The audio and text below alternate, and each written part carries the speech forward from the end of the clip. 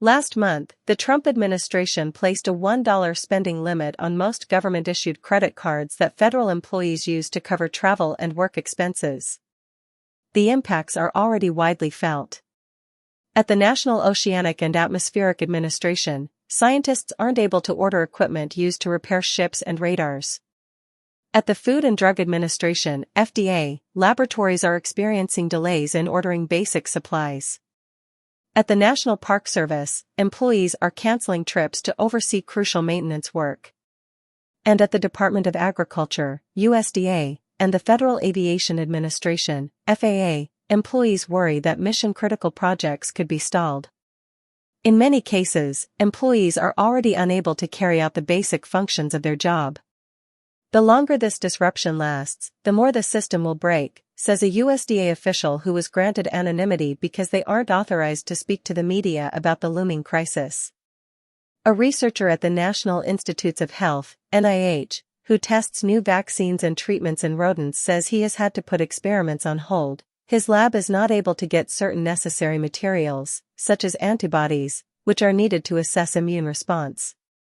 "We have animals here that are aging that will pretty soon be too old to work with," says the researcher, who requested anonymity as they aren't authorized to speak publicly about the agency. Young mice and rats that are 6 to 8 weeks old are typically used for drug and vaccine studies, but some of the animals in their lab have now aged out of that window and may have to be euthanized. They say NIH workers have been using internal listservs to ask for reagents and lab equipment from other buildings or institutions to try to compensate for shortages, but they're not always able to track down what they need. The NIH is made up of 27 institutes and centers, and its Bethesda, Maryland campus is spread across more than 75 buildings. Sometimes you need something that's really niche, and you're just not going to find it from someone else on campus, they say. The change comes as Elon Musk's so-called Department of Government Efficiency continues to hunt for alleged examples of waste across the federal government. Late last month, DOGE announced that it was working to simplify the government's largest credit card program, which issues GSA SmartPay travel and purchase cards for federal employees. Last Wednesday, the agency claimed 24,000 cards had been deactivated. The credit card program allows federal workers to bypass the typical procurement process required to buy goods and services.